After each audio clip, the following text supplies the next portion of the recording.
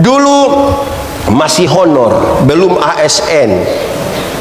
Berdoa keliling semua gereja GKI ini, minta kalau Tuhan berkenan dia diangkat jadi ASN. Wih, doa-doa Tuhan kabulkan jadi ASN, bikin syukuran. Gaji pertama untuk Tuhan semua, gaji kedua, ketiga sampai hari ini yang tidak ada lagi untuk itu. Tapi setelah jadi ASN, sejumlah alasan dia pakai untuk tidak ikut ibadah. Kaum bapak tidak mau melayani. Ada itu bapak begitu di sini.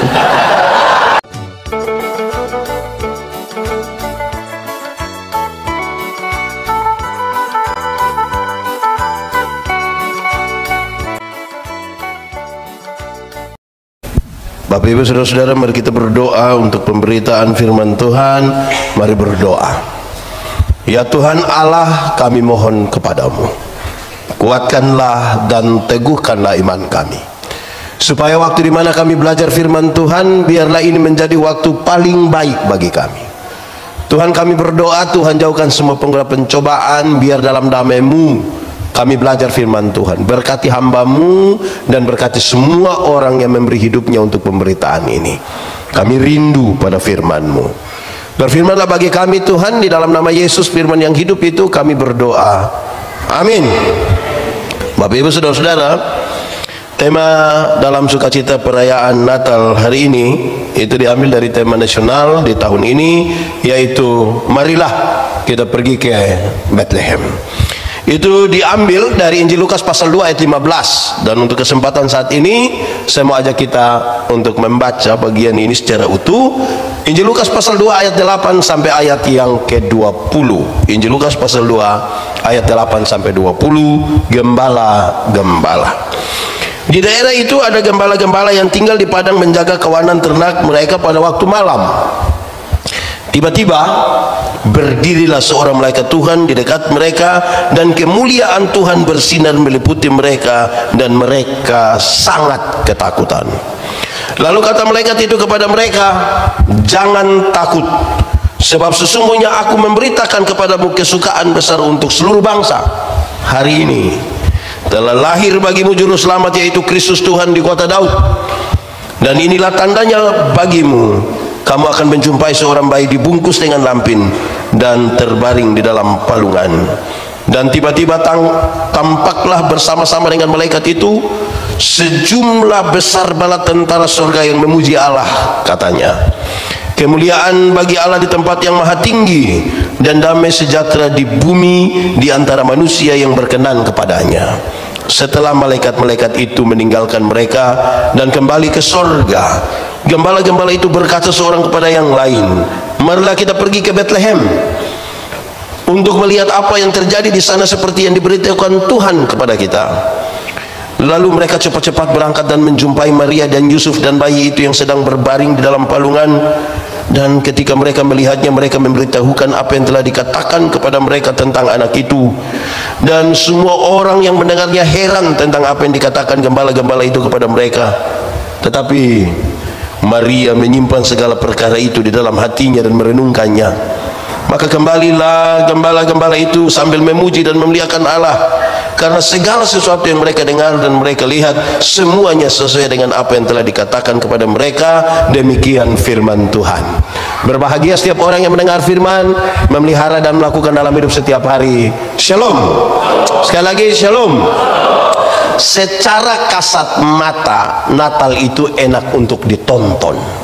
Secara kasat mata Natal itu enak untuk ditonton. Ada dua peristiwa di malam Natal itu yang bagus sekali lihat. Pertama, ada bintang berekor.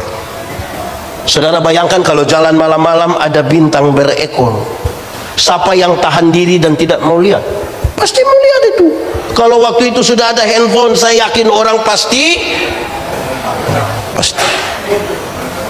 Itu pertama. Tapi yang kedua, ada malaikat menyanyi di padang.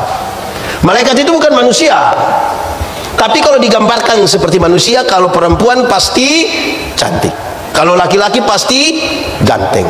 Mereka menyanyi, jadi pasti suara bagus, pakaian sudah pasti bagus, tapi menyanyi di hutan.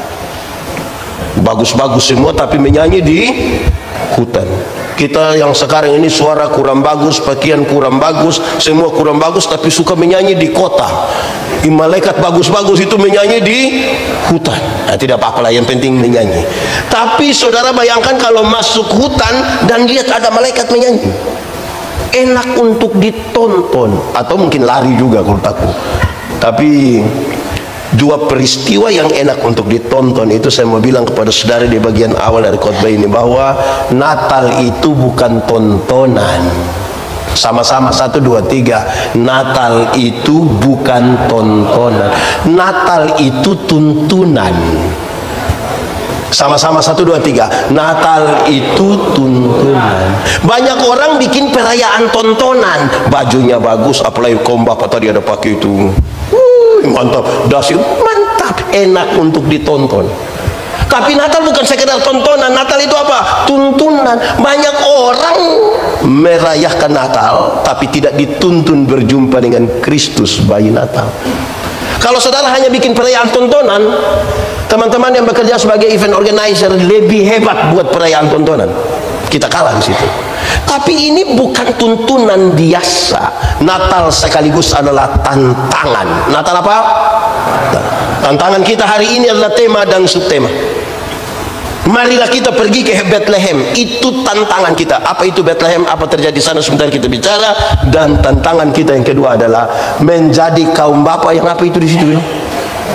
Yang membangun. Tadi pagi waktu datang sini saya baca subtema menjadi kaum bapak yang membangun keluarga. Saya bilang jangan membangun duluan rumah, jangan langsung bangun duluan keluarga. Karena kalau berkeluarga tapi tinggal di rumah mertua, repot kita. Bangun duluan rumah, jadi nikah siapa bawa ke rumah yang kita punya sendiri. Kalau tidak tertekan itu istri dengan dia punya mertua itu. Jadi bangun duluan rumah. Tapi ini kaum bapak sudah ada rumah sendiri toh, tidak harap warisan lagi. Nah baik sudah, kalau begitu mantap sudah. Itu kita punya tantangan setelah merayakan Natal. Jadi kepada kaum bapak semua dan ibu-ibu yang hadir, saya mau kasih tahu perayaan Natal hari ini apa ya, cas input. Pakai orang Kupang punya bahasa, dia bilang kamu sudah rayakan Natal jadi. Hari ini kaum bapak merayakan Natal jadi mau apa? Kalau sudah merayakan Natal jadi. Nah, begitu toh. Nah, sekarang kita mulai. Teks ini dibaca berkali-kali. Saudara mungkin sudah dengar berkali-kali. Saya hanya mau mengajak kita renungkan ulang 1, 2 bagian ini. Pertama, nyanyian para malaikat di malam Natal itu dinyanyikan di padang belantara. Kenapa di padang belantara? Kisah di padang belantara itu tidak bisa dipisahkan dari kisah dalam kitab Kejadian pasal 4, Kain dan Habel. Di kisah tentang Kain dan Habel diceritakan di padang itu, tempat di mana kakak adik mesti baku sayang, menjaga kedamaian. Di padang itu mereka berbagi kasih, berbagi berkat, menikmati indahnya alam semesta. Justru di padang itu Kain tega sekali membunuh adiknya Habel. Karena itu nyanyian perdamaian dari sorga ini pertama kali dinyanyikan di tempat di mana persaudaraan lagi sementara bermasalah, di tempat di mana kita penuh dengan kepalsuan, di tempat di mana kakak adik tidak bersayang, di tempat di mana rumah tua itu menjadi sengketa bagi anak-anak yang ditinggalkan. Nyanyian perdamaian dari surga pertama kali dinyanyikan di situ. Pasti pertanyaannya gampang. Ini bapak-bapak dong dengan keluarga aman kah? Ini kalau tidak jawab begini, sudah pasti aman. Dengan ipar-ipar aman, dengan mertua mantap, luar biasa. Dengan istri, siapa punya istri ya? Nyanyian perdamaian dari sorga pertama kali dinyanyikan di situ. Kenapa Kain tega sekali membunuh adiknya Habel? Hanya soal iri hati. Di Pontianak, di Palangkaraya ini ada yang biasa iri hati? Tidak ada. Ini keluarga tulus-tulus semua di Palangkaraya. Sedikit lagi dunia kiamat di sini nih. Iri hati ialah lebih baik saya rugi asal bapak rugi lebih banyak daripada saya untung, tapi bapak untung lebih banyak. Ada dua orang yang sama-sama suka iri hati, orang dua berdoa kepada Tuhan. Karena Tuhan tahu mereka dua suka iri hati, Tuhan bilang, malaikat urus orang dua.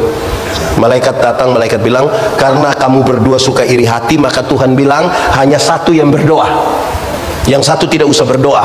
Tapi yang berdoa itu dia minta apa, yang tidak berdoa akan dapat 2 kali lipat. Jadi kalau beliau minta motor 1, pendeta Yandi dapat motor. Woi, di antara kami siapa mau berdoa? Woi, tapi karena harus berdoa, maka tarik undian siapa yang mau berdoa. Ya, tiba-tiba pendeta yang ditarik, dia yang harus berdoa. Saya pikiran ini, kalau saya minta kaya, nanti Pak Pendeta lebih. Saya pikiran, saya telah hitung-hitung sebenarnya. Sudah Tuhan, kalau begitu kasih saya punya mata buta 1. Kalau pendeta Yandi buta 1, beliau buta berapa? Buta 1 rugi atau tidak? Buta 1 rugi atau tidak? Rugi atau tidak? Tapi lebih senang lihat orang buta iri hati. Orang iri hati itu orang lain yang beli kulkas, dia yang kedinginan di rumah. Lama-lama dia membeku di sana itu. Sebentar pulang dari sini jalan kaki, ada orang bawa motor hampir tabrak dia, dia silih sedikit. Itu orang lewat 20 meter jatuh. Brrr. Dia bilang apa? Mampus. Lihat begini, dia punya bapak yang jatuh. Senang sekali lihat orang susah, dan susah sekali lihat orang. Di Palangkaraya ada begitu? Ada di sini.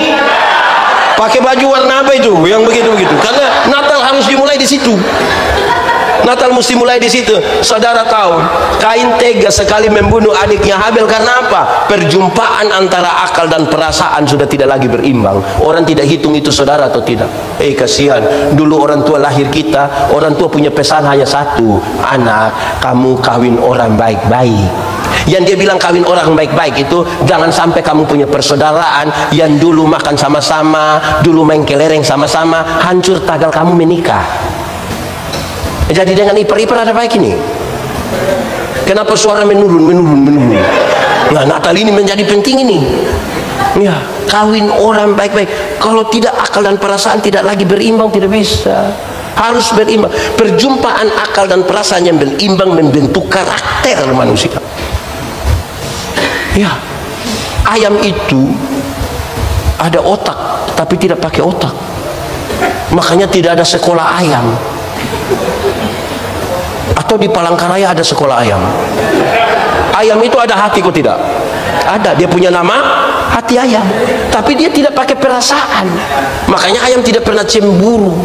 Nah, saudara lihat, waktu Tuhan menciptakan manusia laki-laki dan perempuan, bukan sekedar jenis kelamin yang dia bedakan. Ada bagian lain yang disebut pola untuk dikelola, yaitu satu, saya sebut satu sekarang berkaitan ini, soal pola berpikir. Laki-laki itu cenderung rasional, bapak-bapak suami-suami itu cenderung rasional. Makanya bapak-bapak kalau bicara selalu bilang, saya pikir. Ibu-ibu itu kan lebih banyak pakai apa? Perasaan. Makanya mereka kalau bicara selalu bilang, saya rasa. Bayangkan menikah 20 tahun, suami hanya saya pikir, istri hanya bilang saya rasa. Lantas saudara pikir ada bahagia? Hidup tidak bisa pakai pikiran saja, penyeimbangnya adalah perasaan. Hidup juga tidak bisa pakai perasaan saja, penyeimbangnya adalah logika. Untuk itulah bapak-bapak berjumpa dengan ibu-ibu.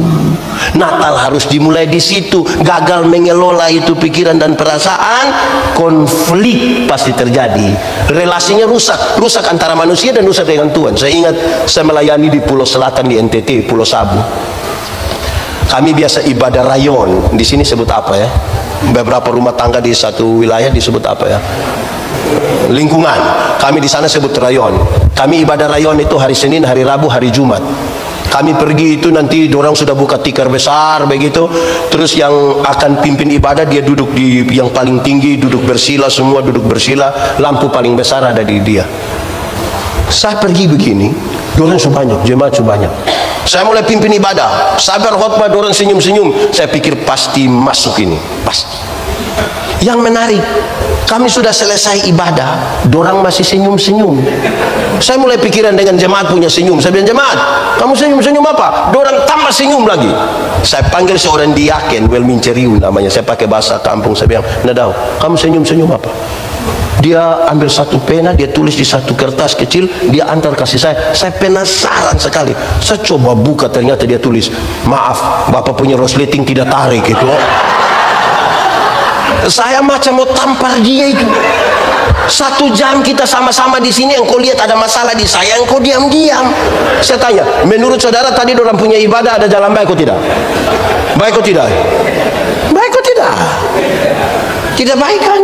Hanya soal apa? Perasa. Saudara lihat kita punya perasaan dalam gereja. Saya mau tanya, ada orang yang saudara hargai, orang yang saudara hargai sekali. Terus dia datang di saudara, bermaaf, maaf sekali, ada kotoran di dia punya hidung. Berani kasih tahu dia? Pak, maaf Pak, ada kotoran, biar saya ambil. Bisa? Berani kasih tahu? Yang herannya kepada yang bersangkutan, perasaan kita kasih tahu, tapi kita kasih tahu orang lain. Nah ini yang Natal lagi bukti. Itu pertama, kenapa di padang belantara. Tapi yang kedua, kepada siapa? Berita ini pada siapa? Sebelum nanti kita lihat bagaimana mereka pergi ke Bethlehem. Berita ini ditujukan, dikasih tahu kepada para gembala. Ceritanya ringan sekali. Waktu itu gembala-gembala ada di padang. Tapi siapakah gembala-gembala dalam masyarakat Palestina? Gembala-gembala adalah salah satu dari sekelompok orang yang tidak bisa dipercaya. Mereka bekerja di waktu malam, kebanyakan itu jaga orang lain punya ternak. Mereka suka bertengkar, berkelahi soal lahan untuk pakan ternak. Mereka suka tipu, berkelahi, tipu dengan apa tadi? Bertengkar, rampas lahan. Saya mau tanya, di sini ada bapak-bapak tukang tipu? Ada kok tidak? Oh, berarti ini bukan turunan gembala ini. Oh, bapak-bapak di sini jujur-jujur semua. Bapak-bapak dorang ini aneh, malas ikut ibadah kaum bapak. Istri bilang, papa ikut ibadah kaum bapak. Ikut sedikit, rajin gereja, rajin ibadah sedikit. Kenapa? Oh, setuju lain bapak-bapak. Tapi ada 2 tapi. Tapi pertama, dorang pergi latihan vokal grup kaum bapak. Itu sampai jam 2 subuh. Istri telepon, papa belum pulang, ada latihan. Di Palangkaraya ada juga. Yang latihan sampai lari pagi itu ada dia. Oh, ini hancur ini. Sudah bagus, sudah latihan, sudah bagus, pulang jam 4. Yang kedua, kalau menyanyi di gereja, kirim duluan anak-anak, lapor kepada pendeta. Pendeta, kaum bapak nanti menyanyi itu setelah firman. Kenapa? Belum lengkap. Betul juga ya, kaum bapak di sini belum lengkap juga. Karena sampai subuh. Yang menarik ada lagi. Habis menyanyi, dia pulang. Ada juga kaum bapak begitu. Ada di sini dia. Tadi ada menyanyi di depan. Kadang bukan pulang, gayanya mantap sekali. Habis menyanyi, terus misalnya masuk. Baik saudara-saudara, pendeta yang pimpin bilang, kita sama-sama masuk dalam pengakuan iman bersama semua orang percaya pada segala tempat, segala waktu. Mari kita mengikrarkan pengakuan iman kita menurut pengakuan iman rasuli. Woi, bapak-bapak yang tadi menyanyi itu dengan santun sekali, seperti ada kebutuhan khusus. Merokok di situ. Ada juga, ada ikut ibadah, bisa tunjuk sedikit, bisa tunjuk gitu. Gembala-gembala ini tidak bisa dipercaya, tidak bisa dipercaya, tukang tipu dan tukang bertengkar. Di sini ada bapak-bapak suka bertengkar, yang sedikit-sedikit tersinggung itu ada. Sedikit-sedikit tersinggung ada, sedikit-sedikit mau keluar dari GKI mau bikin gereja baru di situ ada dia. Aduh, kita pusing lah kalau dengan bapak-bapak begitu. Nah ini yang mau membangun keluarga tukang tersinggung. Nah sekarang saudara, membawa berita, sekarang harus mendefinisikan dulu. Kabar baik ini akan didefinisikan oleh orang yang tidak bisa dipercaya. Wih, kita mau kasih tahu apa? Saya mau tanya, kalau orang tolong kita terus kita bilang terima kasih, itu baik atau tidak? Baik atau tidak? Mantap? Betul? Amin? Kalau begitu saya mau tanya, ibu-ibu, di sini tidak ada ibu-ibu. Ini anak SMP semua yang ada. Ibu-ibu, siapa punya suami yang pagi-pagi ibu siap sarapan terus suaminya bilang terima kasih sayang? Ada? Ada, boleh angkat tangan? Oh, ada satu. Mantap, mantap. Bahagia sudah ibu itu rumah tangga. Baik, mantap. Ini bapak-bapak ini dengan istri tidak pernah terima kasih, tapi istirahat kantor makan di warung sudah bayar lagi, terima kasih lagi. Kadang-kadang janji itu, mbak besok saya datang lagi ya mbak. Ada juga bapak-bapak begitu. Ada di sini. Itu fam apa dia itu? Bapak-bapak, coba sebentar malam pulang istri siap makanan, terus dengan luar biasa coba bapak bilang terima kasih. Saya yakin istri pikiran. Kalau bapak-bapak sampai bilang terima kasih, istri pasti pikiran. Istri punya pikiran itu ada dua. Yang satu pasti istri pikir begini, tidak tahu roh apa naik di saya suami, karena tidak pernah buat, tiba-tiba dia buat kan. Ibu masa mau percaya langsung. Yang kedua pasti ibu pikir begini, jangan-jangan ini hari terakhir. Jadi tiba-tiba dia baik. Jadi mendefinisikan diri sebagai orang bisa dipercaya itu repot. Di sini bapak-bapak semua bisa dipercaya? Mantap. Luar biasa. Tepuk tangan dulu kasih bapak-bapak. Saya kasih contoh, misalnya ada bapak-bapak suka terlambat datang di kantor. Kantor di Palangkaraya biasa masuk jam berapa ya kira-kira? Ya 7.30. Dia biasa terlambat, datang biasa jam 8 setengah 9. Tiba-tiba setengah 7 dia sudah ada. Paling pertama, saudara pergi lihat itu bapak datang paling tempo. Saudara percaya setelah dia dengar khotbah ini dia akan pergi besok itu setengah 7. Saudara yang teman kantor bisa langsung percaya? Lihat dia, bapak kenapa datang cepat sekali hari ini? Oh, tadi malam saya baru dengar khotbah, saya ingin sekali berubah, saya mau datang. Saudara percaya? Ini dia mau jadi orang baik ini, saudara percaya?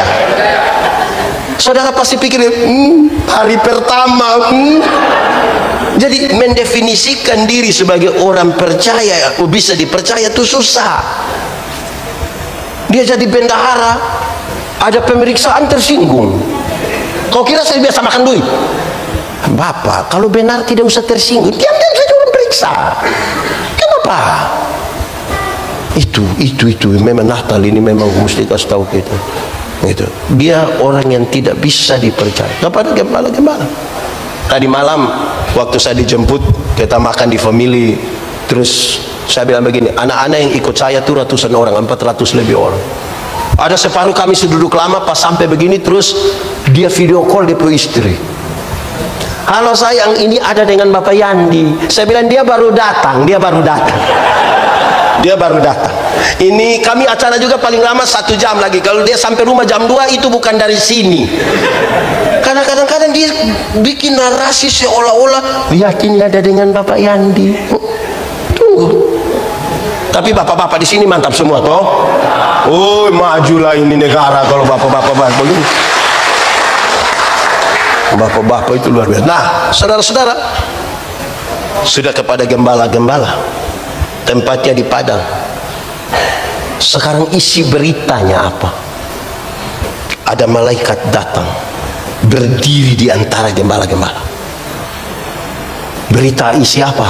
Berita isi 2. Saya simpulkan jadi 2 ya. Berita pertama bilang begini, jangan takut. Berita pertama bilang apa? Melihat ada ketakutan di antara para gembala itu, berita pertama yang disampaikan bilang jangan takut. Jangan takut itu berita Injil. Injil itu berita pembebasan. supaya mereka yang takut menjadi semangat, yang sudah mau mati menjadi semangat. Saya melayani di banyak rumah sakit. Kepada opa-opa, oma-oma yang tua-tua itu saya datang, saya berdoa, oma, yuk kita berdoa ya oma, yuk pendeta. Tapi pendeta doa habis, oma sudah mati. Tapi oma mati masuk surga. Terus kita mulai jelaskan kenapa mati masuk surga. Terus saya bilang, pendeta, mati sekarang atau mati besok sama saja. Tuhan yang memberi, Tuhan yang mengambil. Terpujilah nama Tuhan. Bahkan di lorong-lorong kematian pun berita Injil sampai, dia semangat untuk itu, pembebasan. Ingat, masih banyak orang, masih banyak gereja suka kasih taku orang. Orang biasa menjelang Paskah bawa film neraka, putar di kampung-kampung. Orang kampung nonton film neraka.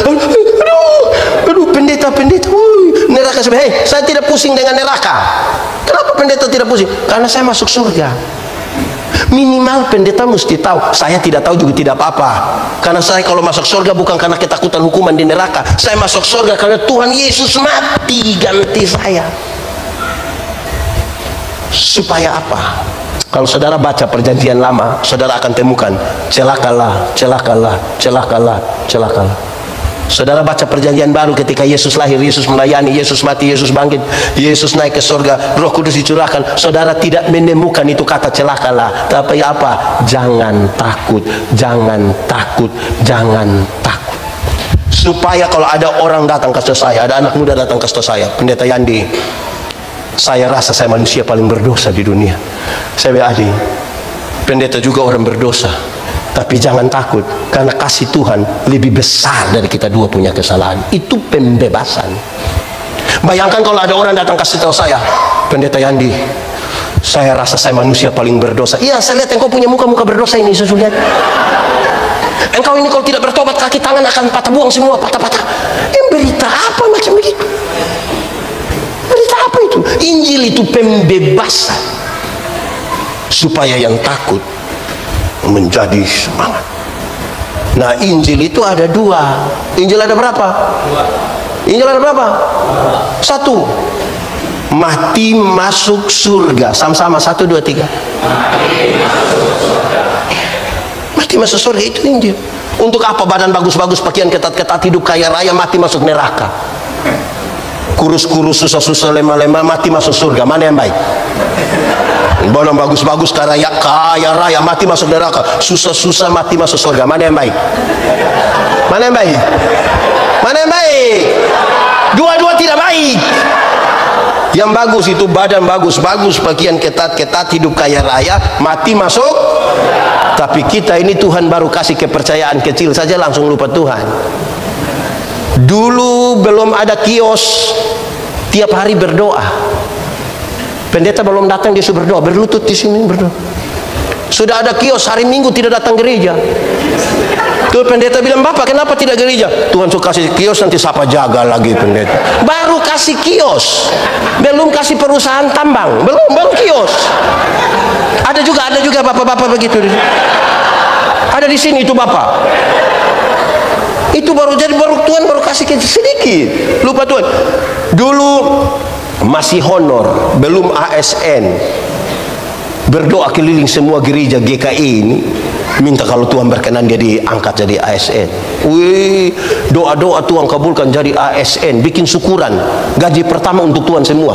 Gaji kedua, ketiga sampai hari ini yang tidak ada lagi untuk itu. Tapi setelah jadi ASN, sejumlah alasan dia pakai untuk tidak ikut ibadah. Kaum bapak tidak mau melayani. Ada itu bapak begitu di sini. Pemalas ikut ibadah. Kita telepon, Bapak boleh ikut ibadah? Hanya ada satu kata paling sakti di dunia, yaitu sibuk. Orang kalau omong sibuk sekarang itu macam derajat naik sedikit.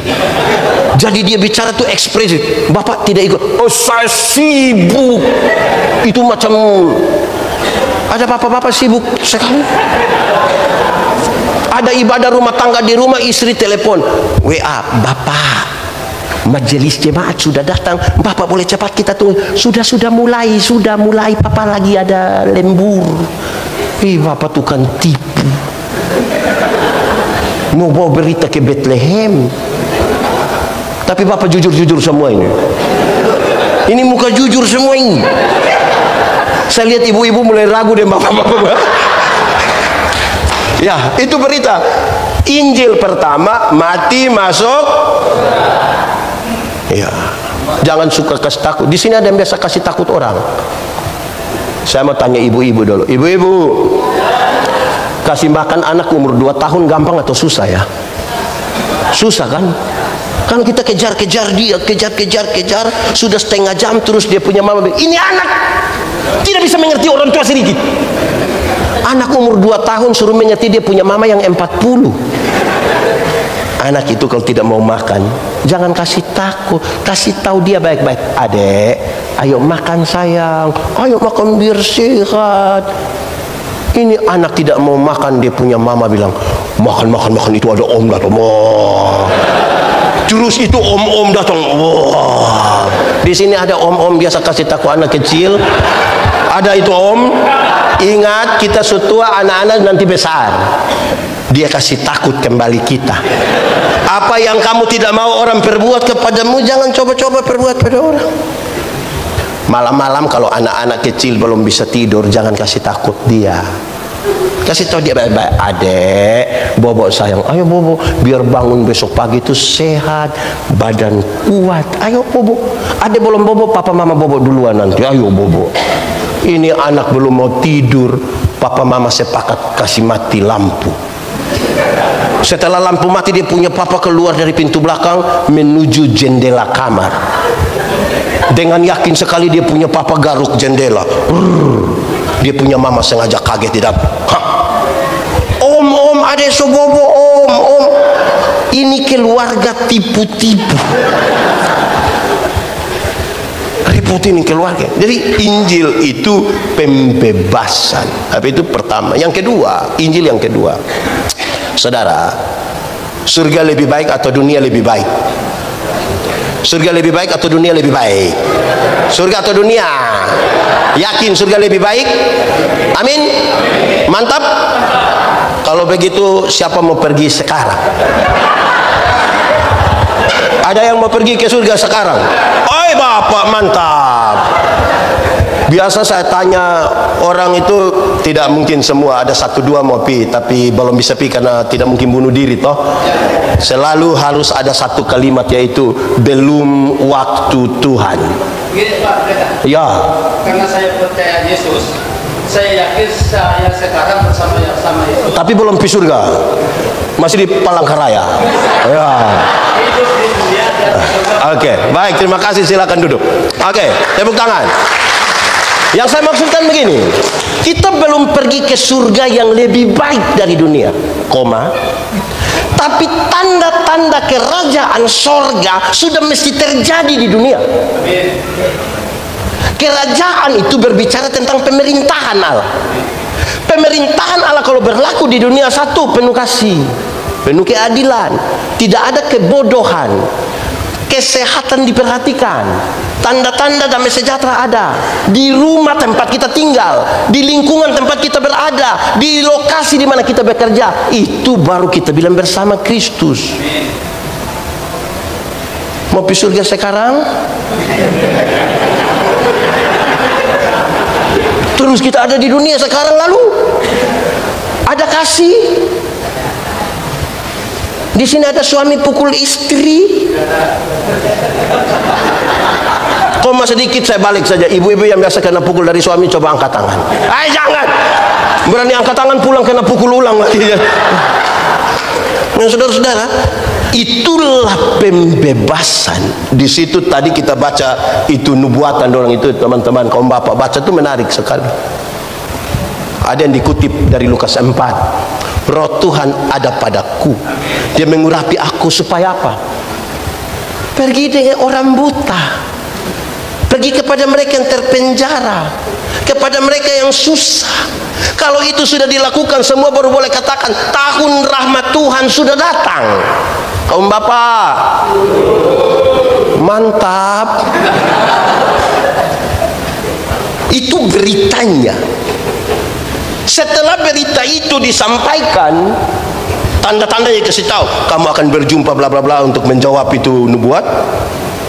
Lalu tiba-tiba tampaklah sejumlah besar bala tentara Allah yang memuji Allah. Katanya, dia bilang, kemuliaan bagi Allah, damai sejahtera di sama-sama 1 2 3. Kemuliaan bagi Allah, damai sejahtera di. Nah, ini menarik ini. Ini menarik ini. Ini nyanyian bersama. Tidak boleh ada sesuatu yang melebihi kemuliaan Allah. Seperti apapun hanya Allah yang perlu dimuliakan. Damai di bumi ini ada damai ini. Di rumah damai, macam saudara merenung sekali. Kemuliaan bagi Allah itu nyanyian bersama, bukan nyanyian sendiri-sendiri. Menyanyi bersama-sama itu repot, karena kita jadi jam 7, ada yang datang setengah 12.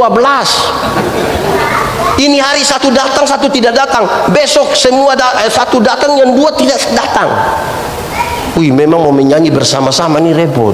Belum lagi kita bagi suara 1 2 3 dan belum lagi kalau kita mau menyanyi dia masuk suka duluan. 3, hai dunia, hai tunggu dulu, kita mau nyanyi sama-sama. Hai, kenapa begitu jemaat? Murid Tuhan Yesus itu ada berapa? 12 itu banyak kok sedikit. Banyak kok sedikit, 12. Murid yang hanya 12 saja. 1, ada kelompok orang-orang kecil yang itu nelayan-nelayan dari Galilea. Tetapi ada juga orang pejabat seperti Lewi pemungut cukai. Ada orang kecil, ada orang besar. Ada orang muda seperti Yohanes, tapi ada orang tua seperti Yakobus.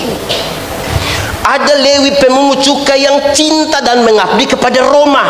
Tetapi ada Simon orang Selot, seorang anggota partai politik yang anti Roma. Bahkan dia mau bikin revolusi besar-besar lawan Roma. 1 suka Roma, 1 tidak suka Roma.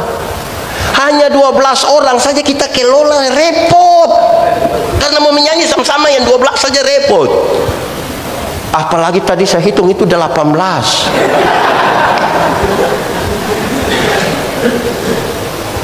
Repot itu. Ini akan jadi nyanyian bersama. Ada kaum bapak yang kalau rapat dia omong paling banyak, waktu kerja dia tidak datang. Ada kok tidak coba? Nah, ini akan nyanyi bersama-sama. Ada yang waktu kita bikin acara dalam rangka hari ulang tahun Galilea, kita bikin seminar, dia hanya bertanya begitu rupa sampai dia jawab kembali itu pertanyaan. Ada yang usul semua program di muka bumi, dia usul. Tapi itu orang kikirnya minta ampun. Jangan coba-coba minta sumbangan, jangan. Dalam rangka perayaan Natal dalam rangka perayaan Natal tahun 2024 dan tahun baru 2025, maka setiap kakak diharapkan dapat mengumpulkan dana 100.000 rupiah. Aduh, jangan coba-coba pergi minta di dia. Ada bapak-bapak begitu juga. Ini akan menyanyi bersama-sama ini. Ini akan menyanyi dengan kita ini. Wih, repot juga tuh. Wih. Ada yang pas ibadah dia tidak ada. Pas makan muncul. Ada juga. Ini akan menyanyi bersama-sama. Yang itu nyanyian isinya kemuliaan bagi Allah, damai di. Wih, damai kok kalau saudara lihat begitu damai. Tanggung jawab ini memang. Itu soalnya di mana? Soal di rumah. Nah, saudara-saudara, itu akan jadi bahan yang serius. Nah, kemuliaan bagi Allah. Tidak boleh ada satu orang pun yang karena kemuliaan tertentu dari dirinya melebihi kemuliaan Allah. Tidak boleh. Hanya Allah yang dipermuliakan. Kami di GEMIT, Gereja Masih Injil di Timur, Gereja Masih Injil di Timur itu kurang lebih sama dengan GKE. Setiap 4 tahun kami mutasi. Kalau GKI berapa ya Pak Pendeta? 8 tahun. Kami setiap 4 tahun mutasi. Ini jemaat ini. Kalau dorang ada suka pendeta, dorang menghadap sinode. Jangan kasih pindah dulu kami punya pendeta. Kenapa? Kami sementara membangun. Oh, dia kepala tukang. Jadi kalau dia pindah pembangunan tidak. Itu kalau ada suka pendeta. Tapi kalau dorang tidak suka, dorang pergi sinode, ambil kembali, pusing gitu. Kita akan menyanyi bersama-sama di situ. Bisa tuluskah supaya bawa damai sejahtera? Bolehkah? Saudara, ada satu kemuliaan Allah yang puncaknya. Saya bicara 2 puncak ya. Puncak pertama itu adalah ketika Yesus mati bagi kita. Alkitab mencatat Yesus tidak mati konyol, tetapi Yesus dimuliakan di salib supaya kita yang terputus hubungan dengan Tuhan karena dosa sekarang berjumpa kembali dengan Tuhan dalam relasi yang kuat. Ada satu lagu ini lagu lama, orang tua dong pasti masih ingat lagu ini. Coba kita menyanyi. Pada saat tubuh jauh dari lihat salib Tuhan berdiri, sepotong kayu kasar, sepotong kayu tanda dosa di sana Tuhanku telah mati. Ku datang pada salib itu, ku datang pada salib itu, ku kenangkan cinta,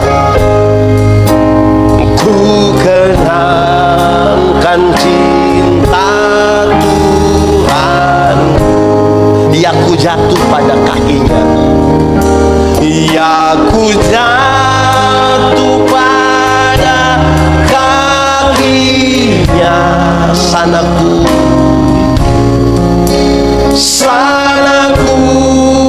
dapat ampun dosa. Kenapa banyak bapak-bapak suka bertengkar di rapat-rapat majelis? Kenapa satu pendeta menghujat pendeta yang lain? Kenapa gereja-gereja di Indonesia saling menghakimi satu dengan yang lain? Karena kita lagi bertengkar di luar kemuliaan salib. Orang berusaha membesarkan dirinya, membesarkan organisasinya, dan lupa pada kemuliaan Allah. Siapakah yang berani menatap kemuliaan Allah? Kenapa ada orang sombong di dunia? Karena dilihat ke kiri dan ke kanan. Kalau lihat kiri kanan kan kita bisa lebih hebat dari 1 atau 2 orang. Tapi melihat kepada Kristus, siapa yang berani memandang kepada? Datang pada salib itu kita hanya dengan jujur tertunduk dan hanya bisa katakan, ku datang pada salib itu. Apa yang kita kenal? Ku kenalkan cinta Tuhanku. Ya ku jatuh pada kakinya, ya ku jatuh pada kakinya. Sana ku dapat ampun dosa. Kalau hari ini saudara bertanya kepada Tuhan Yesus, Yesus seperti apakah engkau mengasihi aku? Dia tidak jawab. Hari ini saudara bertanya pada Yesus, Tuhan Yesus seperti apakah engkau mengasihi aku? Dia tidak jawab. Dia merentangkan tangannya di kayu salib dan mati bagi saudara. Tidak boleh ada satu kemuliaan pun di dalam gereja ini yang melebihi. Tidak boleh ada satu orang tua yang sedikit-sedikit bilang, kami dulu waktu tahun 1970. Wah, ini sudah 2024. Kami dulu.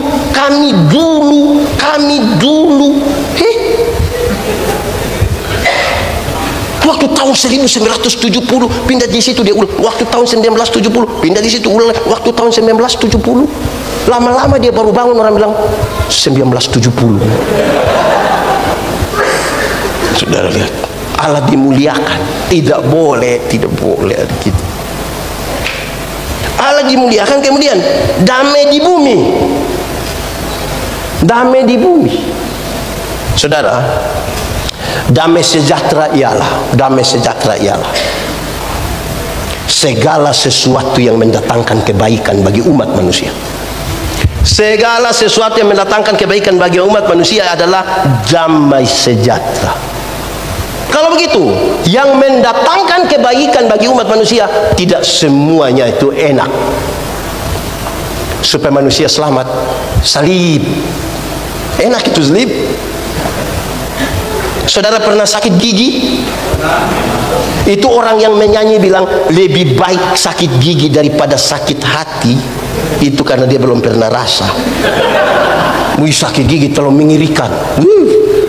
Kepala di bawah, kaki di atas, putar tidak bisa tidur. Tetangga putar tap, kita tersinggung. Sakit fisik, sakit hati, semua sakit. Terus dia ambil air hangat, dia taruh gula manis tinggi, terus dia kumur.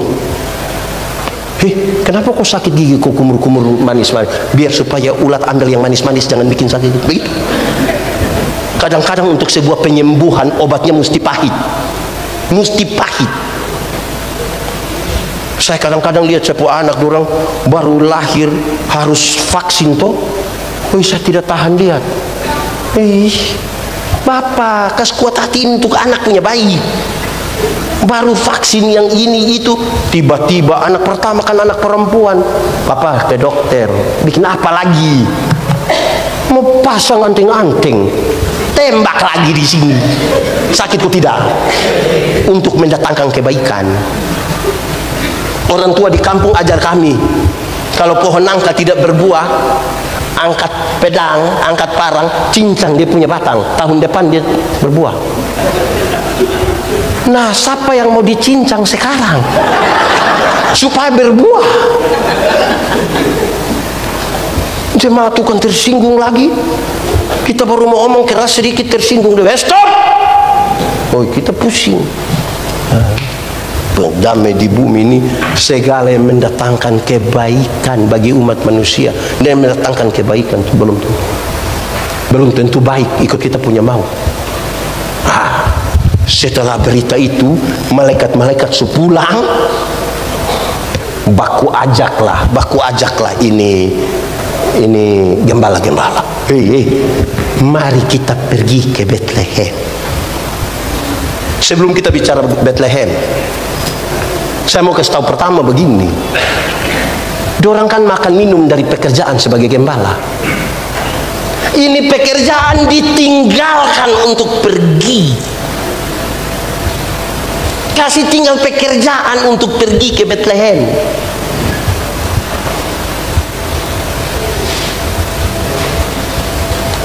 Kalau saya punya video satu beredar luas sekali, waktu saya bilang begini, kalau pesta jam 5 ibadah jam 5, pilih. Kalau pesta jam 5 ibadah jam 5, kita pilih mana? Pilih pesta juga tidak apa-apa lah, jangan terlalu rohani sekali, jangan juga. Pilih ibadah, pilih pesta tidak apa-apa. Yang menjadi soal itu adalah alasan memilih. Bapak, kenapa tidak pergi ke ibadah tapi ke pesta? Pendeta minta maaf, tuan rumah undang langsung. Kalau tuan rumah undang langsung itu macam perasaan bagaimana? Aduh, tuan rumah undang, tapi kalau pendeta Yandi yang tanya jangan jawab begitu. Bapak kenapa tidak ibadah tapi ke pesta? Pendeta Yandi minta maaf, tuan rumah undang langsung. Bapak mau Tuhan undang langsung. Kita minta Tuhan undang sekarang. Jadi Tuhan ini paling gampang kita abaikan. Paling gampang. Berdoa itu bicara dengan Tuhan. Amin. Betul? Coba ikut ibadah hari Minggu, Pak Pendeta bilang, Bapak Ibu saudara-saudara, mari kita satu hati dalam doa syafaat. Pas separuh tutup mata begini ada yang betul. di Galilea ada, di ini resort ada. Dia kaum bapak atau kaum ibu? Kan. Ibu-ibu juga, ibu-ibu ini kalau ibadah di rumah syukuran, pendeta khotbah-khotbah terus pendeta bilang, Bapak Ibu saudara-saudara bersama dengan keluarga kita satu hati dalam doa syukur, dalam doa syafaat. Pas kami mau berdoa, ibu-ibu langsung ke dapur semua, pakai baku panggil lagi, mari. Sampai di belakang yang ketua dapur itu bilang kepada ibu-ibu yang di dapur, siap sudah, sudoa siap. Kuat tadi so kasih panas, padahal hanya kacang berenibun. Itu kacang itu memang kacang penuh masalah. Dari zaman Esau Yakub sampai hari ini hanya itu kacang. Hanya itu kacang. Saudara, dengar ini. Tadi siang saya masih bicara sedikit. Tadi pagi. Saudara, bangsa Israel itu kemudian bicara tentang hak kesulungan. Hak kesulungan bangsa Israel itu punya 3 makna. Yang satu yang saya mau bicara kaitan dengan ini, tapi saya sudah sampaikan 3. Satu, hak kesulungan itu berkaitan dengan hak masuk tanah terjanji. Yang kedua, hak untuk menjadi berkat. Tapi yang ketiga berkaitan dengan khotbah hari ini. Yang ketiga, hak kesulungan itu berkaitan dengan hak beribadah kepada Tuhan. Jadi ibadah itu hak, bukan kewajiban. Sampai hari ini kita masih memandang ibadah itu kewajiban.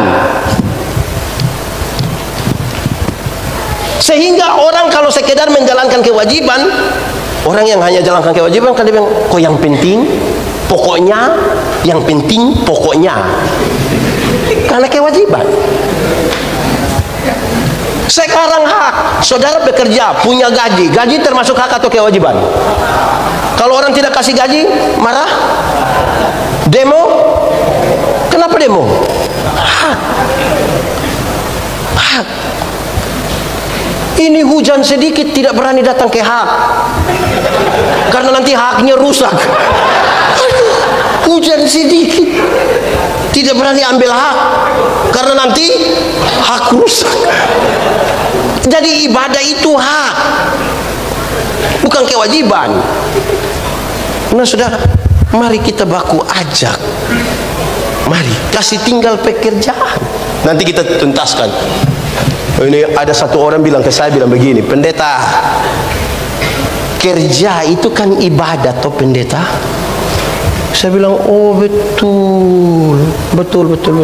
Kerja juga. Kalau begitu untuk apa kita ada gereja lagi? Kerja saja langsung ibadah. Tidak usah ada foto salam. Ibadah. Jadi bapak-bapak jangan gaya bilang, kami memang tidak setia ibadah, tapi kalau bedah rumah siap.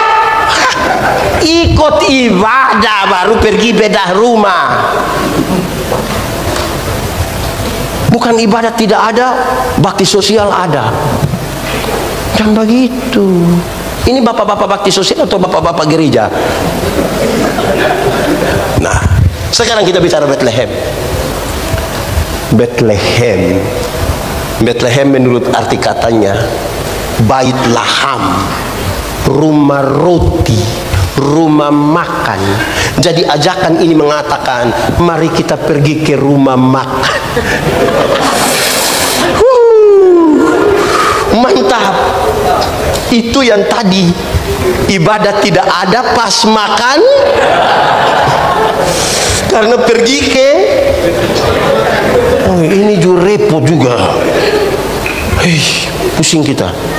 Saudara, yang saya mau katakan kepada kita tentang bagian ini adalah, di Bethlehem itu ada 2 peristiwa penting.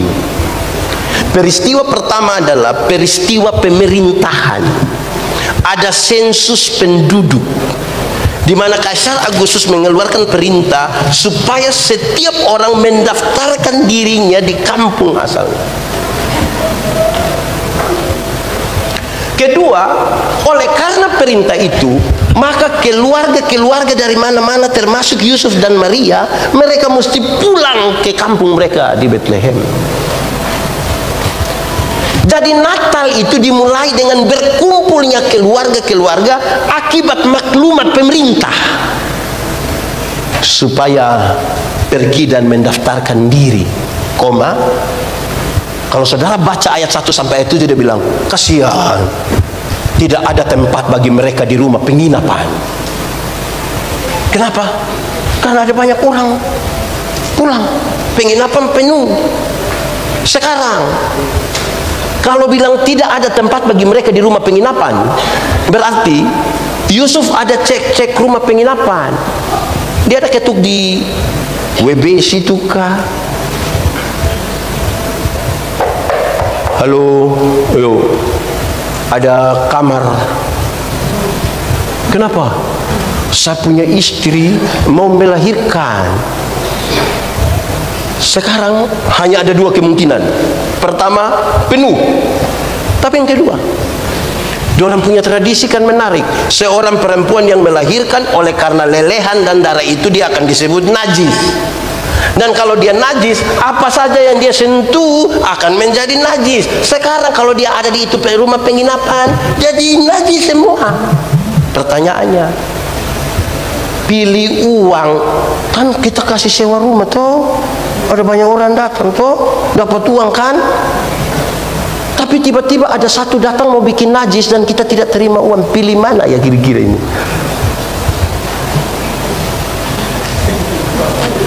Najis bersama-sama dengan Yesus atau terima uang? Tidak usah jawab, ini renungkan saja, renungkan saja. Kita pikir-pikir sedikit ya.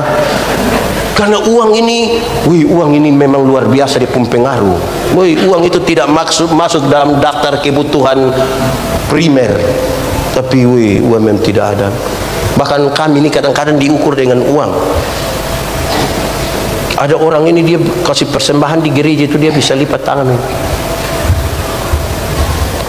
Bapak, kenapa sampai itu tangan begitu? Pendeta, kalau tangan kanan memberi, tangan kiri tidak boleh tahu.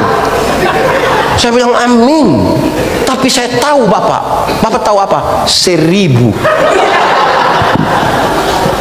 Makanya begini. 100 tidak mungkin begini. Begini. Sudah begini pakai batok lagi.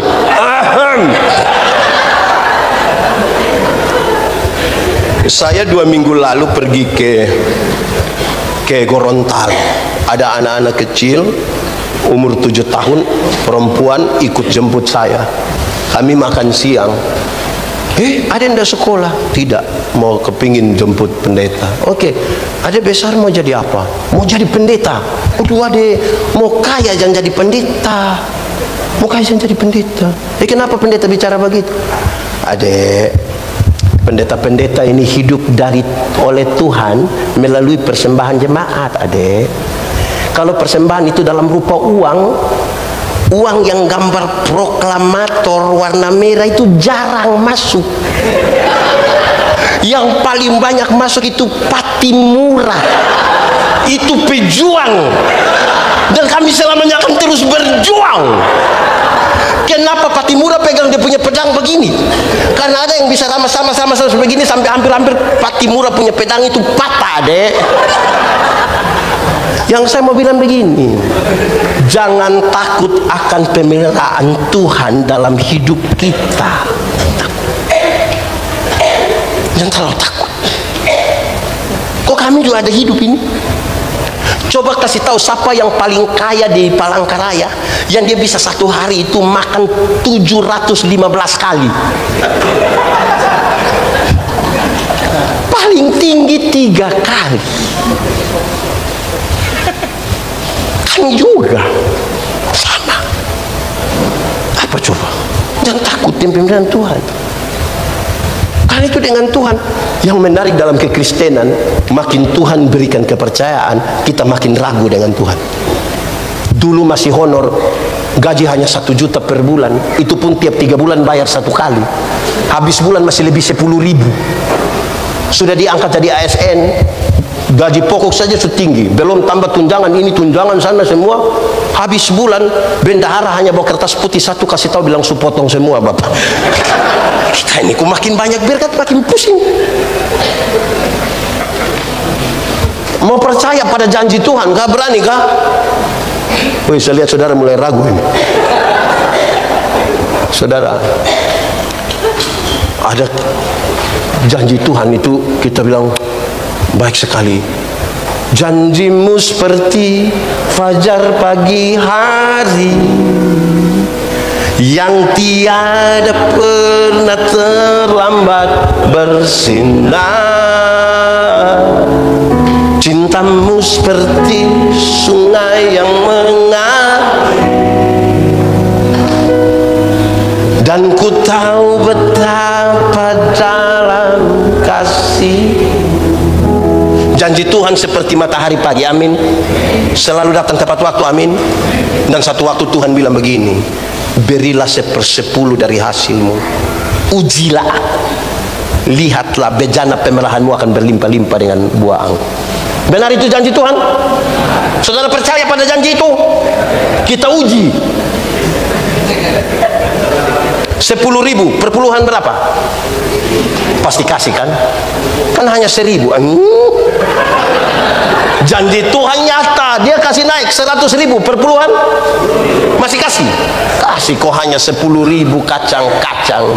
Tuhan kasih naik 1 juta perpuluhan, masih kasih.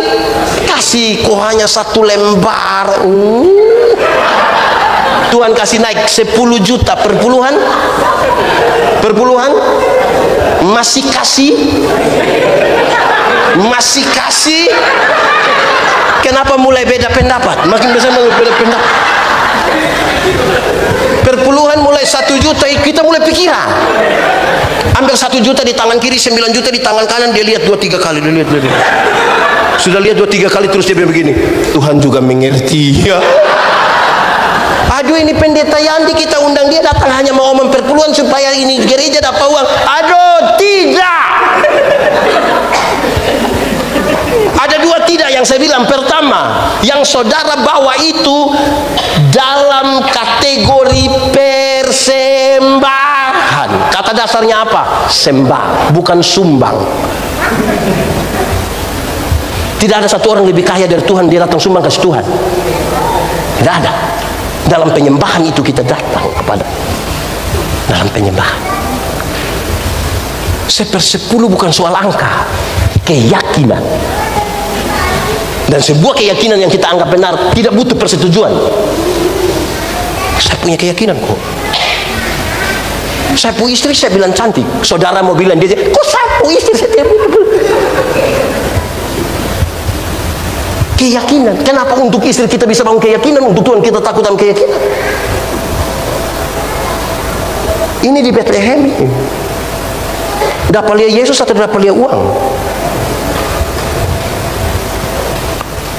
Kenapa lihat saya? Di Bethlehem. Itu tapi tidak pertama, tidak kedua. Satu-satunya Yesus diberi pertanyaan ini. Pertanyaannya gampang, resikonya berat.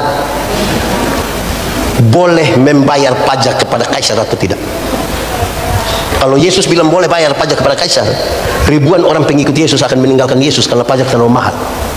Tapi kalau Tuhan Yesus bilang tidak boleh bayar pajak kepada kaisar, maka dia dianggap memprovokasi masyarakat untuk melawan pemerintah. Pasti dia ditangkap. Tuhan Yesus bilang begini, tunjukkanlah koin untuk pembayaran pajak itu. Dong kasih. Tuhan Yesus tanya, gambar dan tulisan siapa ini? Kaisar. Berikan kepada kaisar apa yang wajib kamu berikan pada kaisar, tapi berikan pada Tuhan apa yang wajib kamu berikan pada Tuhan. Ini bukan soal perpuluhan, ini bukan soal persembahan. Sebentar saudara bawa gambar dan tulisan siapa ini? Kaisar. Karena pada mata uang ini ada gambar dan tulisan kaisar, berikan pada kaisar. Tapi Alkitab mengatakan kamu adalah gambar dan tulisan Allah. Berikanlah uangmu pada kaisar, tapi berikanlah dirimu pada Tuhan dan bukan uangmu. Itulah persembahan yang benar. Supaya jangan ada orang kaum bapak bilang, pendeta saya ini tidak pergi ke gereja tapi saya punya persembahan ada pergi. Di surga tidak ada kios jual Indomie. Kita tidak kumpul uang di. Dari persembahan itu yang saudara wakilkan dalam rupa uang, karena mau datang berjumpa dengan Yesus, tolong diatur baik-baik. Tidak usah ramas-ramas begitu. Kalau ada waktu baik, tolong taruh di amplop, doakan. Bukan perasaan dan teman di sebelah baru isi. Pendeta Yandi ini pernah alami satu hal yang saya tidak berani lagi. Saya pergi ke satu tempat, turun pesawat, harus langsung pimpin ibadah. Teman-teman pendeta yang jemput bilang, pendeta, kita tidak bisa singgah lagi di penginapan, langsung pakai toga pimpin. Wah, pendeta Yandi kan. Bagian persembahan isi, beres, turun habis ibadah, kami duduk minum kopi. Saya kasih masuk kami gini, ada apa ini? Uang. Bukankah tadi saya suka kasih persembahan? Ini uang persembahan yang tadi. Lalu yang saya isi tadi apa? Saya mulai pikir-pikir tadi apa ya yang saya isi. Ternyata saudara, yang saya isi itu boarding pass. Ada tulis lengkap-lengkap saya pun nama. Ada STH lagi di belakang. Aduh. Tolong siap baik-baik, tolong siap baik-baik dari rumah.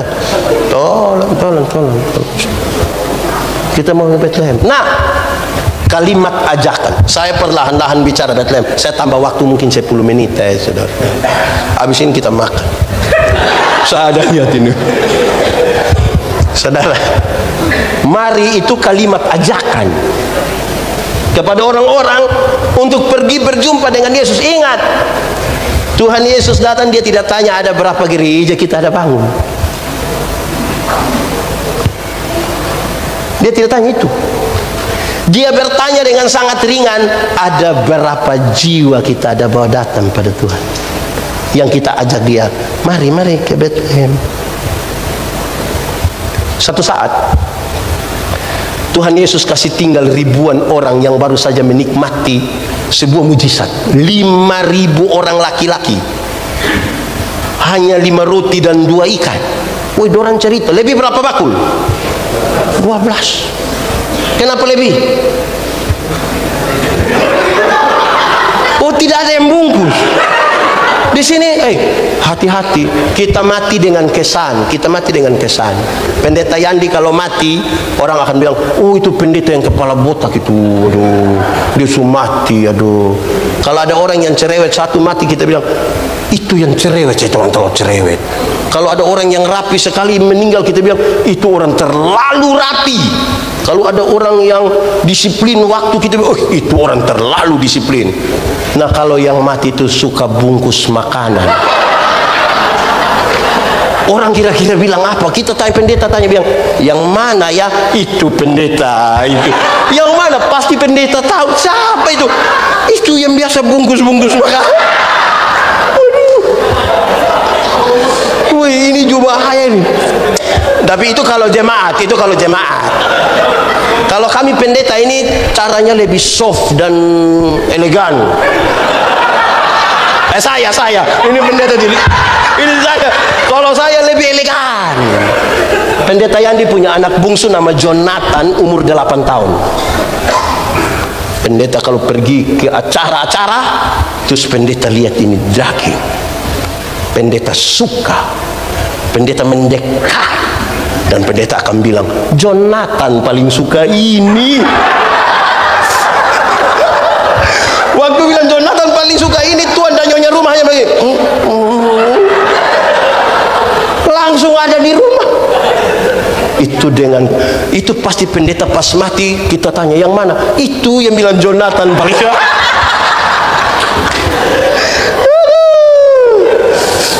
Oke. Saudara, Tuhan Yesus kasih tengah dorang. Tuhan Yesus pergi ke Gerasa. Di Gerasa Tuhan Yesus hanya berjumpa dengan satu orang yang kerasukan legion.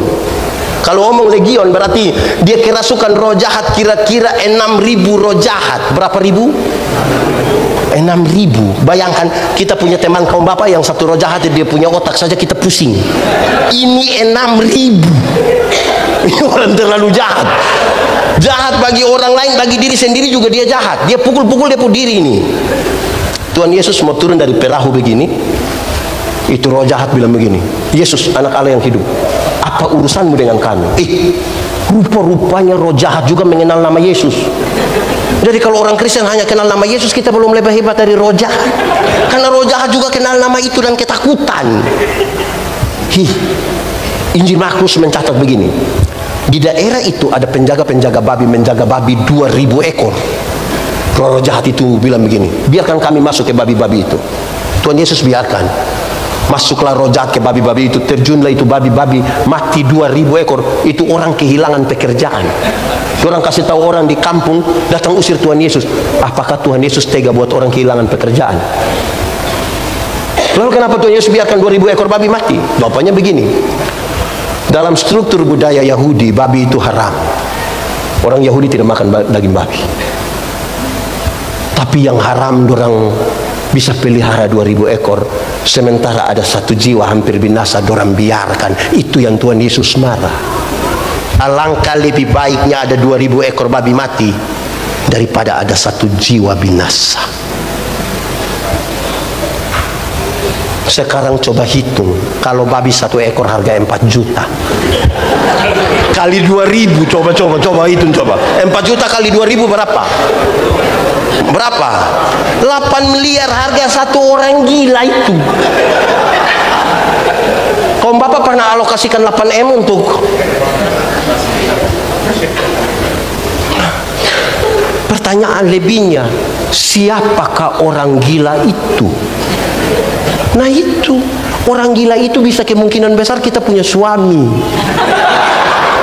Karena ibu-ibu ini cantik-cantik datang gereja jalan sendiri. Terus pendeta tanya, ibu, mana suami?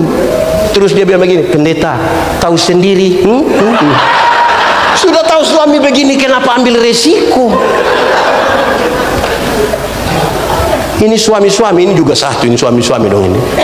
Waktu masih pacaran, rajin sekali dia jemput pacar bawa ke gereja. Sudah menikah dia tidak rajin gereja. Pendeta bilang, bapak, kenapa dulu masih pacaran rajin, sekarang sudah tidak rajin? Dia bilang, pendeta, waktu pendeta kasih nikah saya dengan ibu, kami 2 telah menjadi 1. Jadi istri kalau sudah pergi sama juga saya sudah pergi.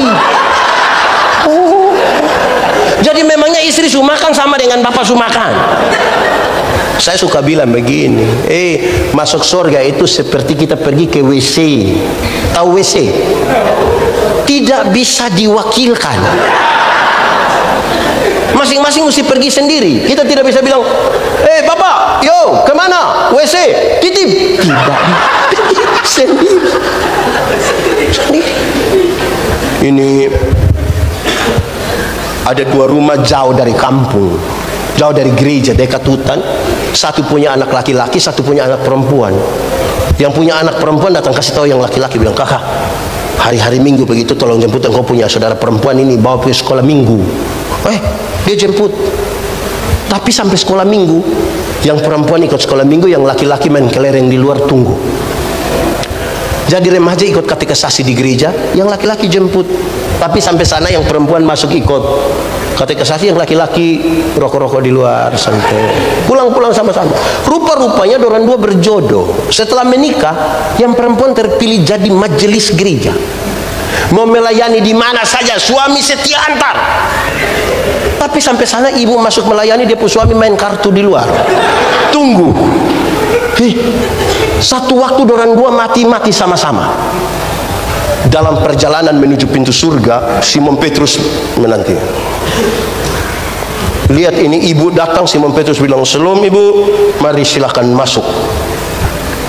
Lihat ini, dia punya istri masuk, yang bapak ini juga cepat-cepat mau masuk.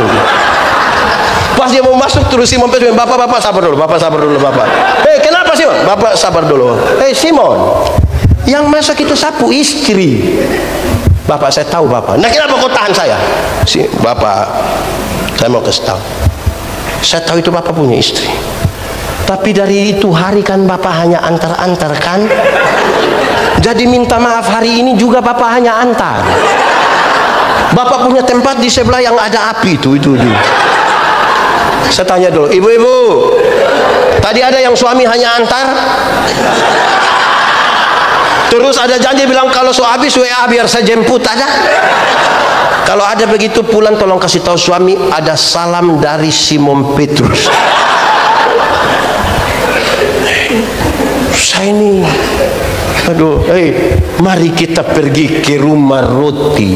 Oh, satu saat mau naik ke atas gunung, Tuhan Yesus bilang kepada murid-murid, murid-murid, kamu semua bawa batu ya. Oke. Semua bawa. Sampai di atas, Tuhan Yesus tanya, kamu bawa batu? Ya Bapak. Mana kamu pun batu? Semua punya batu besar begini. Hanya Simon Petrus punya kecil. Kan dia pikir yang penting nama batu. Tuhan Yesus kan tadi hanya bilang bawa batu, yang penting batu. Terus Tuhan Yesus bilang begini, baik, ini batu saya akan rubah menjadi roti dan masing-masing akan makan. Dia punya. Simon Petrus, aduh, saya punya paling kecil. Pas mau turun Tuhan Yesus bilang, jangan lupa bawa batu ya. Sampai di bawah, orang bawa semua, tapi Tuhan Yesus tidak omong. Simon Petrus bilang, ini sudah begini lama tidak omong-omong, sudah lapar lagi. Terus tiba-tiba Tuhan Yesus bilang, oke, semua ada bawa batu? Yo, mana kampung batu? Semua punya tetap begini. Simon Petrus punya besar, besar sekali. Terus Tuhan Yesus bilang begini, baik, sebesar itulah dosa-dosamu. Karena sudah tidak tulus menjalani perintah tapi tidak tulus. Ada bapak-bapak ini ikut gereja, dia ikut kaum bapak, diajak bagus ini, pengurus sudah ajak, bapak-bapak ikut ibadah kaum bapak ya, baik, saya pergi tapi jangan suruh saya berdoa ya, jangan suruh, berani suruh saya berdoa saya tidak mau pergi lagi. Ais bapak mau apa? Bapak-bapak, saya mari kita pergi ke Bethlehem. Di situ ada tugas pemerintah, di situ ada berkumpul keluarga-keluarga. Jangan sampai kita cinta kerja sampai lupa keluarga dan lupa Tuhan. Jangan sampai terlalu cinta keluarga sampai lupa Tuhan, lupa kerja. Dua-dua mesti jalan, karena kepada satu Tuhan yang sama kita berjanji menjadi suami yang setia, tapi kita juga berjanji menjalankan tanggung jawab. Saya marah beberapa pasangan nikah, saya nasihat orang. Saya bilang, hei kamu ini tidak boleh cerai, tidak boleh. Kenapa pendeta? Hei, saya mau kasih tahu kamu. Dulu waktu kamu menikah, orang tua itu bukan tidak ada kerja, orang ada kesibukan, tapi dong kasih tinggal itu kesibukan datang urus kamu nikah. Keluarga bukan tidak sibuk, orang sibuk kasih tinggal itu datang urus kamu nikah. Tolong hargai itu. Bahkan babi yang tidak tahu apa-apa saja ikut mati gara-gara kamu punya pernikahan. Kasihan sekarang kamu mau cerai, kasihan itu keluarga babi kan, sudah ada yang berkorban. Jadi tolong hargai. Itu maksud apa? Kita berjanji untuk banyak. Pendeta Yandi baru nikah 15 tahun. Izin Bapak Klasis berapa lama? Bapak Klasis berapa tahun menikah? 20. Oke, 10 saya atau saya. Izin Bapak Pendeta? Ya, izin Bapak 26. Kami kalau hadir di undangan nikah yang muda-muda sekarang, yang nikah muda sekarang ini, wih terlalu mantap dalam pernikahan. Ada prewed lah, ada semua. Beda kami dulu ini, kami punya nikah ini dekorasinya hanya ada gambar 2 burung. Ada tulisan mohon doa restu. Kalau ada perahu nanti dia awan itu dari kapas. Orang beli kapas yang di itu tempel-tempel begini. Ada yang pakai pisang lah. Beda dengan dekorasi nikah sekarang tuh. Wih, pakaian bagus lagi. Apalagi kalau orang mulai masuk, yang MC bilang, kita sambut raja dan ratu sehari. Orang dua teng teng. Wih, baru menyanyi lagu bagus-bagus lagi. Beautiful in white. Tiba-tiba yang MC bilang, wedding kiss. Yang laki-laki dia romantis sekali. Kami yang nikah 15, 20, 30 waktu kami lihat orang wedding kiss, kami hanya bilang begini. Hari pertama.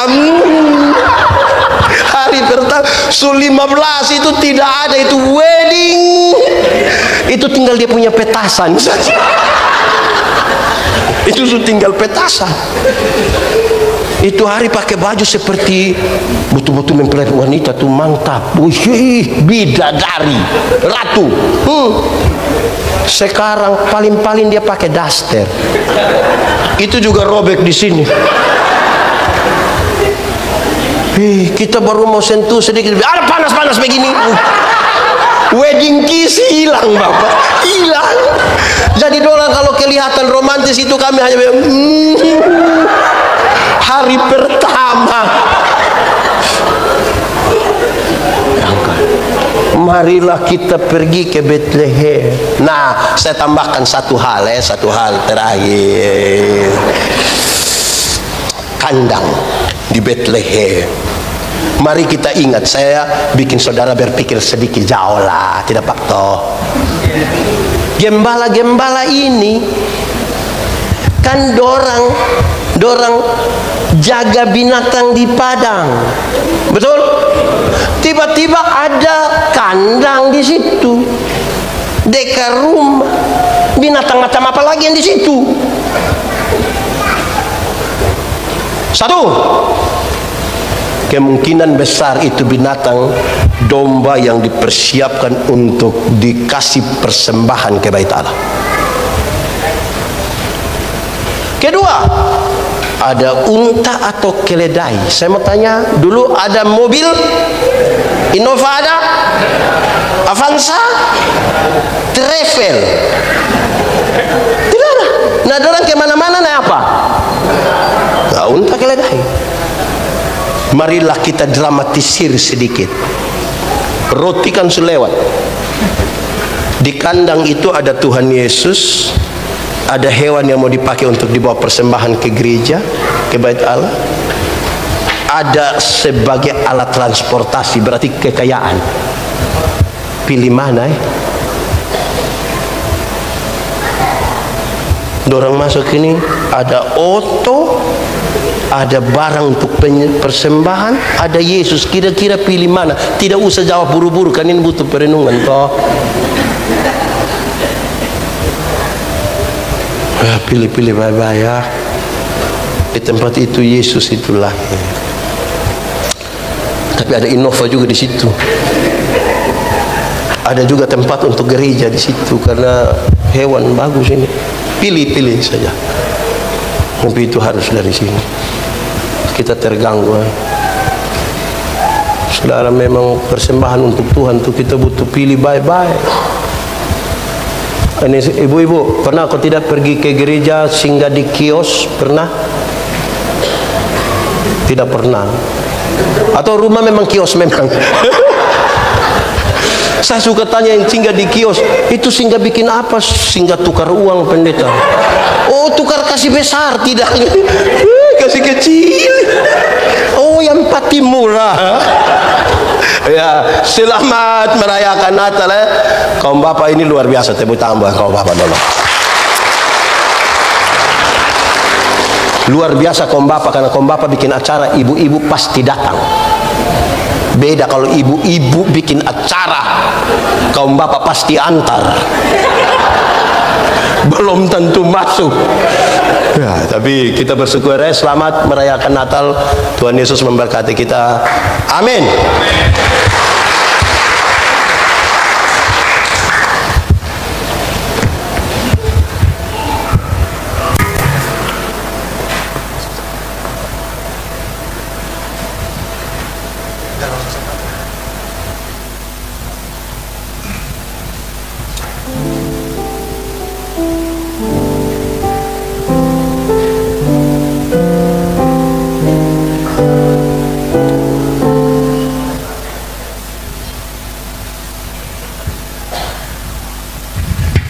Bapak Ibu Saudara-saudara, mari kita satu hati dalam doa syafaat. Mari berdoa.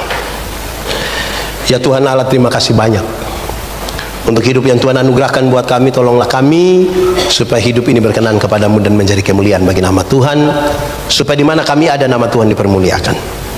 Kami percaya tidak ada yang kebetulan dalam nama Tuhan, termasuk hari ini ketika kami ada bersama-sama dalam acara perayaan dan ibadah Natal.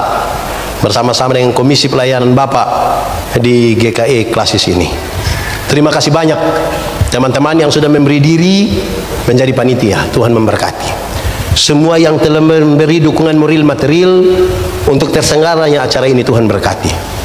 Kami percaya dalam persekutuan dengan Tuhan tidak ada jeripaya yang sia-sia. Kami berdoa supaya kaum Bapak semakin maju dalam jumlah sekaligus di dalam kualitas mereka beriman dan melaksanakan amanat iman orang percaya itu di dalam kehidupan kerja keluarga dan keseharian kami. Terima kasih banyak. Kami bergumul dengan pekerjaan kami, keluarga kami, masa depan anak-anak kami, sakit dan penderitaan, hari tua, dan semua hal yang menjadi bagian kami. Kami minta Tuhan jangan biarkan kami berjalan sendiri. Kami tahu hidup yang naik turun dalam seluruh dinamika. Kalau tanpa Tuhan kami tidak bisa ada seperti hari ini kami ada. Terpujilah namamu Bapa, dan biar kemuliaan bagi Bapa di sorga. Tapi kami mohon damai-Mu di bumi. Biarlah kehadiran gerejamu di tengah-tengah bangsa ini memberi dampak positif bagi bangsa ini. Kami melewati sebuah pesta demokrasi pemilihan kepala daerah. Kami minta supaya tidak ada kekacauan di mana-mana. Apapun yang akan menjadi hasil dari semua perjalanan pemilihan kepala daerah, biarlah semua kami siap untuk menerima kemenangan, siap juga untuk menerima kekalahan. Kami minta supaya bersama-sama dengan aparat penegak hukum dan semua kami bertanggung jawab bagi keamanan, kesatuan, dan persaudaraan di daerah ini. Kami berdoa bagi para penegak hukum, kami berdoa bagi semua orang yang memberi diri mereka melayani, baik sebagai pendeta, vikaris, majelis jemaat, dan semua pimpinan kategorial fungsional teristimewa komisi Bapak. Kami minta Tuhan memberkati kami dalam seluruh kekurangan dan keterbatasan kami. Kami minta supaya disitulah kemuliaan dan kesempurnaan Allah dinyatakan. Terima kasih banyak ya Bapak. Akhirnya semua yang kami lakukan hari ini, semuanya kami persembahkan untuk hormat dan kemuliaan bagi nama Tuhan. Kami taruh seluruh pergumulan kami kepadamu bersama-sama di dalam doa yang Tuhan ajarkan bagi kami. Bapa kami yang di surga, dikuduskanlah namamu, datanglah kerajaanmu, jadilah kehendak-Mu di bumi seperti di surga. Berikanlah kami pada hari ini makan kami yang secukupnya, dan ampunilah kami akan kesalahan kami, seperti kami juga mengampuni orang yang bersalah kepada kami. Dan janganlah membawa kami ke dalam pencobaan, tetapi lepaskanlah kami daripada yang jahat, karena Engkau yang punya kerajaan dan kuasa dan kemuliaan sampai selama-lamanya. Amin.